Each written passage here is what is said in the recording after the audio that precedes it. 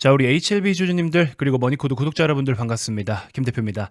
자, 오늘 여러분들께 드릴 말씀이 정말 많아요. 그리고 매우 중요하거든요. 근데 제가 지금 목 컨디션이 아직 정상적이지가 않아가지고 기침이 너무 많이 나와요. 그래서 조금 길게 설명드리기보다는 내용을 빠르게 압축해서 전달을 좀 드려보도록 할 테니까 여러분들 집중해서 끝까지 시청을 잘 해주시면 진짜 이번 영상에서 대박 정보들을 많이 얻어가실 수 있으실 겁니다. 자, 구독 한 번씩만 꼭 부탁드리도록 할게요.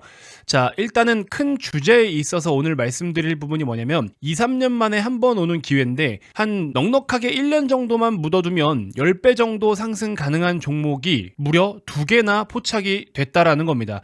자, 그렇다고 해서 이 종목을 여러분들께 그냥 다 공유를 해드리냐? 그렇게는 사실 할 수가 없죠. 왜냐면 저도 회원을 운영하고 있는 사람인데 10배 갈 종목을 일반 구독자와 정규반의 회원들을 구분 없이 그냥 막 제공을 해드리면 정규반의 회원님들은 어떻겠어요? 그쵸? 이건 형평성에 어긋난 거잖아요. 당연한 겁니다. 자, 그렇기 때문에 정규반에서는 제가 알아서 다 매집을 깔끔하게 가격적인 거, 전략적인 거 싹 다 챙겨드리면서 진행을 하니까 걱정하지 않으셔도 되고, 구독자 여러분들께는 이 2개 중에 1개에 대해서만 언급을 드릴 겁니다. 실시간 대응 전략은 당연히 여러분들이 뭐 알아서 별도로 또 이렇게 공부를 하시거나 뭐 하셔야 되겠지만 어쩔 수 없는 거잖아요. 그렇죠? 종목을 알고 계신 것만으로도 굉장히 큰 도움을 받아 가시는 겁니다. 자, 그래서 이거 뒤에 한번 내용을 다뤄드릴 거고, 일단 중요한 게 뭐냐면 여러분들, 오늘 이제 트럼프가 드디어 취임을 합니다. 트럼프 취임을 앞두고서 원달러 환율이 1450원을 지금 잠깐 하회하기도 했었거든요. 어쨌든 환율이 점점 하락세를 보이고 있다. 환율이 하락세를 보이고 있다라는 거는 주식시장에 긍정적인 거죠. 국채금리도 한참 튀어오르더니 어느 정도 브레이크가 걸리기 시작을 했고요.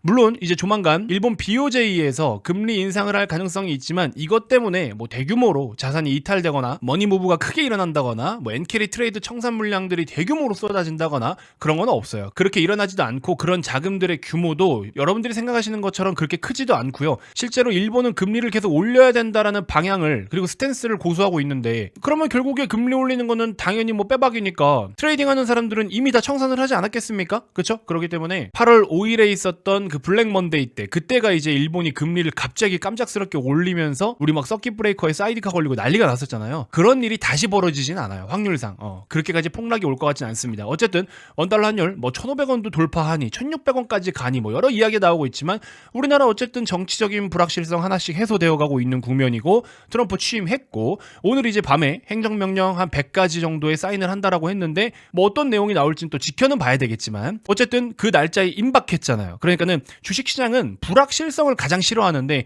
이 불확실성들이 이제 해소를 할 수 있는 상황까지 왔다. 그래서 이제 주식은 그동안에 오르지 못했던 상승분을 제대로 이제 뿜어내려고 준비를 하고 있다. 제가 지금 말씀드린 코멘트가 전부 다 긍정적인 방향이에요. 쉽게 다시 정리해드리자면, 자, 그래서 환율도 안정세를 보이고 있고 금리도 생각보다 많이 튀지 않고, 특히나 우리나라 같은 경우에는 코스닥은 에코프로 BM이나 에코프로 이렇게 2차 전지가 굉장히 중요하죠. 알테오젠을 비롯해서 제약바이오도 중요하지만 시총의 비중으로 따졌을 때는 2차 전지가 더 영향력이 큽니다. 자, 에코프로 BM이 드디어 투자 의견이 바이, 매수로 상향 조정되면서 목표 주가 20만 원까지 제시가 되고, 자, 보시는 것처럼 슬슬 긍정적인 내용들이 노출이 되기 시작을 하는데 산업에 대한 리스크가 대부분 다 노출된 상황이다라고 이야기를 해주고 있고, 자, 이제 드디어 2분기부터 영업 흑자 전환을 예상한다라고 내용이 나왔습니다. 자, 2분기부터 한 135억 원 정도 흑자로 전환될 것을 예상을 한다. 자, 근데 일단은 이 수준이 회사 가이던스 대비해서 충분히 보수적으로 계산을 한 것이기 때문에 오히려 플러스 알파로 서프라이즈도 기대를 해볼 수 있다라는 식의 뉘앙스인 것 같아요. 근데 이제 중요한 건 뭐냐면 여러분들, 뭐 이거는 약간 그냥 개인적인 생각이지만 우리 시장에서 2차 전지 섹터를 바라볼 때 조금 긍정적으로 보지 않는 그런 어떤 연구원 애널리스트가 있는데, 한병화 위원 같은 경우에는 사실 인지도나 평이 그렇게 썩 좋지는 않습니다. 개인 투자자들 사이에서는. 신재생 쪽도 많이 또 이제 커버를 하고 계신데 그쪽도 어쨌든 주가 상태가 좋지 못하고, 예전에 뭐 리포트를 쓰셨었는데 상장 폐지 나온 종목이 뭐 몇 종목도 된다라는 그런 내용들도 있어서 사실 리포트 좀 본다 하시는 분들은 한병화 위원을 그렇게 썩 좋아하지는 않으시더라고요.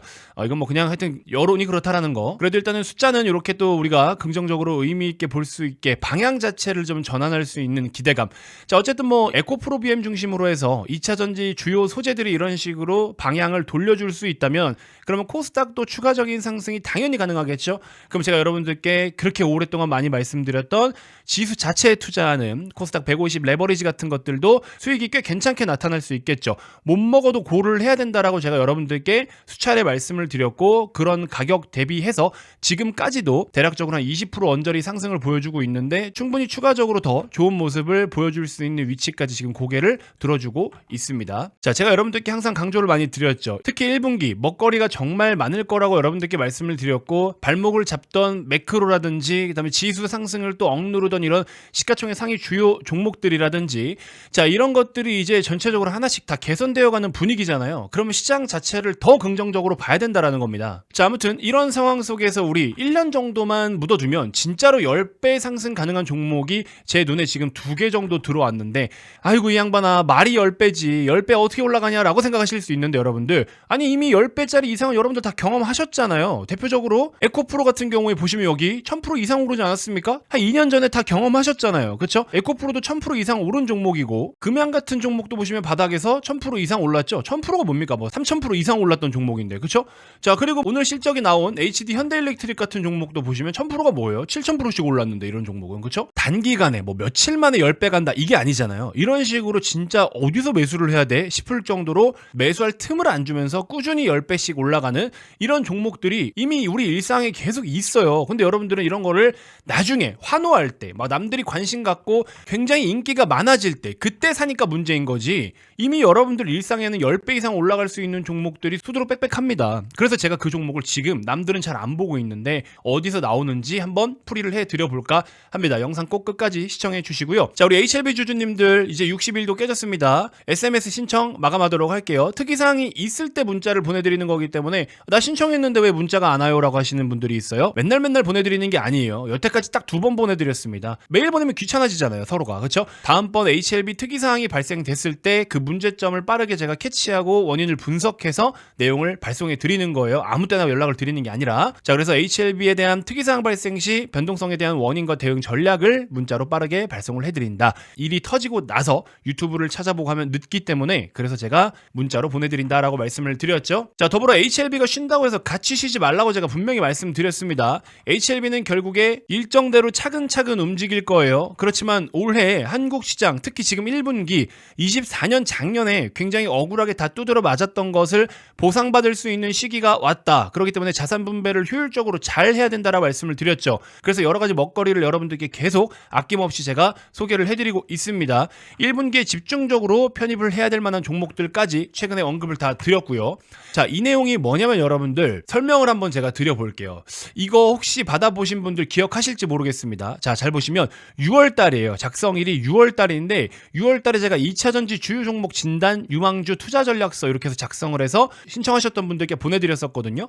2차전지 업황에 대한 코멘트를 해드린 적이 있는데, 이게 에코프로 기준으로 했을 때 오르고 내리던 때에 각각의 이유와 원인들이 다 있었다. 그렇기 때문에 에코프로가 지금 많이 작살나 있는 상황이지만 다시 전고점까지 회복을 할 수 있느냐에 대해서 혹시나 궁금하신 분들이 있다면 안 된다라고 말씀을 드렸습니다. 냉정하게. 그쵸? 실적으로 인해서 오른 구간은 1번 구간이 맞아요. 근데 2번 구간 같은 경우에는 실적이 아니라 그 유명한 누구 때문에 많은 사람들이 수급으로 서로 막 매수를 쏟아붓고, 그러다 보니까 공매도 세력들하고 일반 개인 투자자들하고 다툼이 발생한 거죠. 수급적으로. 그러다 보니까는 공매도들이 청산당했어요. 그럼 공매도가 청산당했다라는 거는 강제로 매수를 해야 되거든요. 파는 사람하고 사는 사람하고 싸웠는데 사는 사람이 이겼다고.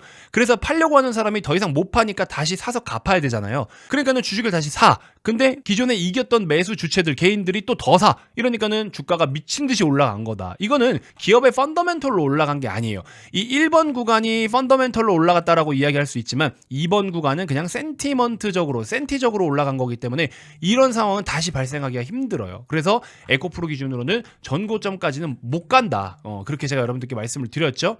자, 밑에 보시면 어쨌든 그 부연 설명드력이 있습니다. 더불어 실적이 좋을 수밖에 없었던 거, 800억을 벌던 놈이 갑자기 6천억까지 이익이 늘어날 수 있었던 거는 이런 식으로 리튬 시세가 어마어마하게 상승을 보였기 때문에 이로 인한 수혜, 재고자산 평가 이익이 늘어나면서 이렇게 상황이 발생했던 거다라는 내용까지 제가 다 풀어드렸습니다.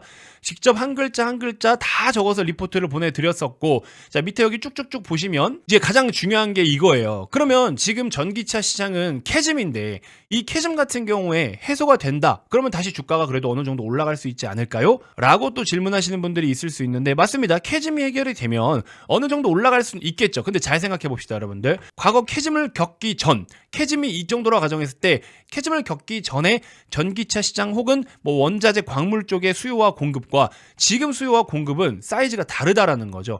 예를 들어서 캐즘 이전에는 공급이 전체 대비해서 20%밖에 차지가 안 돼 있다라고 가정을 했을 때 수요가 80이라고 가정을 해볼게요. 8대 2의 비율이었다. 그럼 지금 같은 경우에는 공급이 4, 5까지 올라온 거죠. 그리고 이제 수요가 더 많다라고 해도 비율로 따지면 한 50% 돼. 그러면은 결국에 가격이라는 거는 수요와 공급에 비례해 가지고 움직이는 건데 과거보다는 지금이 가격이 낮을 수밖에 없다. 대표적으로 광물인 리튬 같은 것들. 그렇기 때문에 전기차 시장이 과거에 더 호황이었다 이게 아니라 공급 대비 수요가 많았기 때문에 과거에는 그랬던 거예요. 어느 시장 초입은 다 그래요. 근데 지금은 이제 시장에 안정적인 공급망, 서플라이 체인이 다 깔려 있기 때문에 수요가 과거만큼 많아진다라고 해도 절대적인 비율 자체는 그렇게 높지가 않을 것이다. 자, 그래서 보시면 2차 전지 여러분들 3개의 구간으로 나눠서 볼 수 있는데 이것만 기억하시면 돼요. 잘 들으세요. 지금부터가 중요한 겁니다.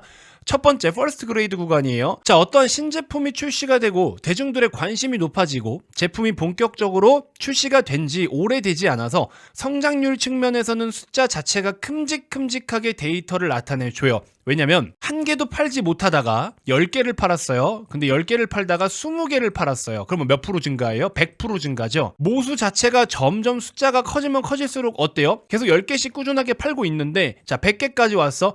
100개를 팔았는데 이제 그 다음에 110개를 팔았어요. 몇 프로 증가예요? 이거는 10%밖에 증가가 안 되죠. 그러니까는 증가하는 퍼센테이지 자체가 낮아질 수밖에 없는 거잖아요. 그래서 원래 성장주들은요 시간이 지나면 지날수록 주가 상승률은 둔화됩니다. 왜냐? 성장률이 낮아지니까 크로스 비율이 낮아져요. 자, 그래서 전기차 소비자들은 대부분 초반에 주행거리에 초점이 맞춰져 있었어요. 잘 생각해보세요. 한 2022년도 우리나라 전기차도 마찬가지였어요. 야, 지금 누가 전기차를 타냐? 전기차 주행거리가 반토막인데. 근데 그 당시에 주행거리가 300km밖에 나오지 않더라도 어차피 전기차를 이용하는 사람이 많지가 않기 때문에 뭐 충전하는데도 그냥 퇴근해서 꽂아놓고 자고 아침에 나와도 아무도 차 빼달라는 소리를 안 할 때였어요. 그러니까는 주행거리만 좀 나오면 전기차 탈 의향이 있다라고 생각하는 소비자들이 상당히 많았어요. 그래서 이때 당시에 또 양극재 쪽으로 집중 개발이 들어간 거죠. 양극재의 에너지 밀도가 높아야 주행거리가 증가를 보이기 때문에 그래서 이때 당시에는 양극재 기업들이 실적이 너무 좋았고 에코프로 BM이나 에코프로가 어마어마하게 많이 올라갔던 이유가 바로 거기 있는 거예요. 이해되십니까?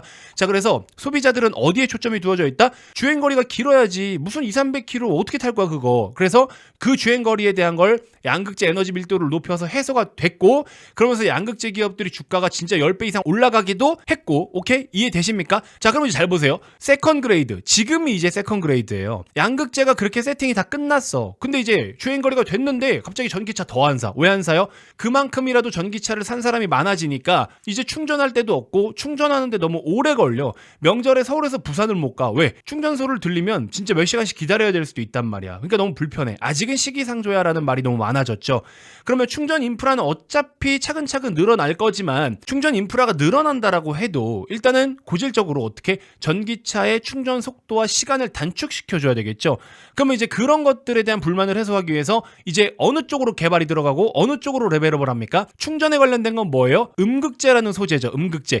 근데 음극재도 여러분들 세계에 3세대가 있어요. 1세대가 뭡니까? 흑연음극재입니다. 흑연음극재 플러스 인조흑연음극재예요. 중국의 의존도가 상대적으로 높죠. 두 번째는 뭐가 있어요? 실리콘 음극재입니다. 이 실리콘 음극재가 지금 이제 막 커져가고 있는데 실리콘 음극재는 뭐 대표적으로 몇 개 종목들이 있지만 추가적으로 또 보셔야 되는 게 뭐냐면 CNT 도전재입니다. CNT 도전재까지 같이 보셔야 되는데 도전재 사업을 취급하려고 하는 기업들이 점점 더 늘어나고 있어요. 용량과 부피가 굉장히 작은데 이 CNT 도전재가 없으면 실리콘이 부피가 팽창해서 터져요. 덴트라이트 현상 때문에 터집니다. 그래서 실리콘 음극재에는 반드시 CNT 도전재가 들어가야 됩니다. 자, 그리고 이렇게 되어 있고 세 번째 3세대 음극재는 뭐냐면 추후에 리튬 메탈 음극재예요. 리튬 메탈 음극재. 이렇게 이제 앞으로 시대가 바뀔 건데 여기에 2.5세대가 또 하나 있습니다. 내년에 상용화가 될 것 같은데 전고체 배터리가 상용화가 되면은 이제 전고체 배터리에 들어가는 뭐 산화물계가 됐든 황화물계가 됐든 전고체 전용 또 음극재가 필요하거든요. 그것도 실리콘이 어느 정도 또 탑재가 됩니다. 자, 자, 그래서 이렇게 음극재 시장이 이렇게 열려 있는데 양극재는 기술 개발이 거의 다 끝났어요. 기존의 3원계 배터리 NCM, NCMA, NCA 이쪽으로는 개발이 다 끝났습니다. 어차피 새로운 소재가 나오진 않아요. 그 안에서 비율만 조정하는 거고 에너지 밀도가 이미 95%까지 올라가는 기술을 개발을 했기 때문에 소재를 아예 다른 걸로 바꿔서 3원계 이상의 성능을 내지 않는 이상 양극재 기업들은 기술 개발로서 추가적으로 막 급등을 더 나타내거나 그러지는 못합니다. 새로운 거는 열심히 개발하고 있긴 하죠. 근데 흑연 쓰던 거를 이제 인조흑연으로 쓰고 인조흑연에다가 실리콘을 좀 더 첨가하는 거예요. 실리콘으로 전체 100% 다 바꾸는 게 아니라 흑연과 인조흑연 음극재에다가 실리콘을 1%, 2%, 3%, 최대 뭐 5%까지 이렇게 첨가하는 거예요. 추후에 이제 3세대로는 뭐 리튬 메탈로 바뀌겠지만, 그래서 기존에는 아우디의 이트론 GT라는 차량이 있어요. 이트론 GT. 그 다음에 포르쉐의 타이칸 전기차 아시죠, 여러분들? 이 두 가지 고급 모델에만 탑재가 됐었습니다. 이 실리콘 음극재가. 근데 이제 보급형 최근에 나온 EV3라든지 기타 여러 가지, 그리고 테슬라 최근에 모델 Y 신형 나왔죠? 그 모델 Y에도 들어갑니다. 이 밖에도 다양한 모델들의 이제 실리콘 음극재가 탑재가 되면서 배터리의 성능을 더 높여줄 거고, 배터리의 성능 자체가 그 자동차의 성능과 재원이 되는 거기 때문에 굉장히 중요한 겁니다. 그래서 지금 현재 뭐다? 이 세컨 그레이드 구간에서 10배 이상 상승할 수 있는 종목이 나온다라는 거예요. 그리고 뭐 추후에 이제 서드 그레이드 구간에서는 전기차에서만 구현이 가능한 거, 이때는 이제 어떤 뭐 화학적인 거, 기계적인 거 이거보다는 소프트웨어적인 측면, 이런 것들을 한번 기대해 볼 수 있을 것 같은데, 소프트웨어 기업들은 사실 주가가 엄청 다이나믹하게 오르지는 못해요. 그래서 제가 봤을 때는 이 세컨 그레이드 구간, 2차 전지 섹터를 놓고 봤을 때 지금 마지막 10배 이상 상승할 수 있는 종목이 여기서 나올 것 같다는 생각이 듭니다. 그래서 지금 방금 보신 퍼스트, 세컨, 서드 그레이드 구간에 대해서 설명을 드린 거고, 퍼스트 그레이드 구간에서 말씀드린 것처럼 에코프로, 포스코그룹주, 금양, 엔캠 이런 종목이 실제로 1000% 이상 상승이 나왔잖아요. 그렇죠? 자, 그리고 이제 세컨 그레이드 구간이 본격적으로 주가에 반영되기 시작을 했거든요. 2차 전지 섹터 내에서 딱 두 개 종목이 지금부터 10배 이상 상승이 가능할 것 같다라는 생각이 듭니다. 이거는 재원상 실제 캐파적인 거, 수주적인 측면으로 놓고 봤을 때도 충분히 가능한 종목이에요. 그럼 또 이렇게 말씀하시는 분들이 있어요. 10배가 네 집 개 이름이냐라고 하시는 분들이 많은데, 그럼 뭐 에코프로는 개 이름입니까? 포스코는 어느 집 개예요? 너무 쉬운 공식으로 접근이 가능한 대박 종목인데 많은 분들이 또 관심을 안 가져요. 자, 여러분들 제가 딱 한 말씀만 마지막으로 올리겠습니다. 지금 현재 보고 계신 이 화면 그대로 캡처해서 핸드폰 앨범에 갖고 계세요. 빠르면 6개월, 길면 1년 뒤에 제가 이 이미지를 다시 꺼내서 여러분들께 보여드릴게요. 그날 제가 말씀드렸죠? 10배 가는 종목이 있다라고 분명히 제가 그날 말씀드렸죠? 하면서 이렇게 오른 종목을 딱 1년 뒤에 여기에서 한번 말씀드릴게요. 현재 보시는 화면 그대로 캡처 한번 해두세요. 농담 아닙니다. 자, 그리고 이제 명절 전에 꼭 세팅을 해야 되는 종목, 떡값 좀 벌어 가셔라 라고 해서 제가 빅스 지수 세팅해 놓으라고 말씀을 드렸고, 대주전자재료도 보시면 좋다라고 말씀을 드렸고, 조선주 단기 트레이딩으로 삼성중공업도 보면 좋다라고 말씀을 드렸는데, 삼성중공업 오늘 또 수주 나왔죠. 자, 먹거리가 진짜 널리고 널렸습니다. 여러분들 1분기에 수익 낼 만한 종목이 정말 많아요. 제발 무엇이든지 간에 행동으로 좀 옮기셔라. 절대 후회하지 않으실 시기다라는 겁니다. 지금은 못 먹어도 고를 해야 되는 시기가 분명합니다. 자, 그래서 첫 번째 떡값 벌기, 제가 아까 말씀드린 그 세 가지의 종목에 대해서 가격과 대응 전략은 별도로 신청을 하시는 분들께 따로 안내해 드릴게요. 스스로 자율 매매가 가능하신 분들은 그냥 혼자 하시면 됩니다. 초보자분들은 대신에 변동성이 클 수 있기 때문에 반드시 도움을 좀 받아가시면 좋을 것 같고, 두 번째 10배 상승 가능한 종목은 두 개를 제가 포착했다라 말씀을 드렸죠. 둘 다 못 드려요. 당연히 못 드리죠. 정규반 회원님들을 우선적으로 챙겨드려야 되는 거기 때문에 두 개를 다 드리면 형평성에 어긋납니다. 한 개만 제공을 해드릴 겁니다. 정규반은 알아서 다 두 종목 모두 다 매집시켜 드릴 것이기 때문에 정규반 회원님들은 별도로 신청을 하지 않으셔도 됩니다. 그동안에 연락을 많이 주셨던 열혈 구독자분들, 열혈 시청자분들께 우선적으로 연락을 드려서 작게나마 성의를 좀 보이고 싶은 저의 개인적인 마음이니까 잘 한번 참고를 좀 해보시면 좋을 것 같습니다. 자, 신청하는 방법은 간단하죠. 영상 고정 댓글에 네이버 링크를 클릭하시면 됩니다.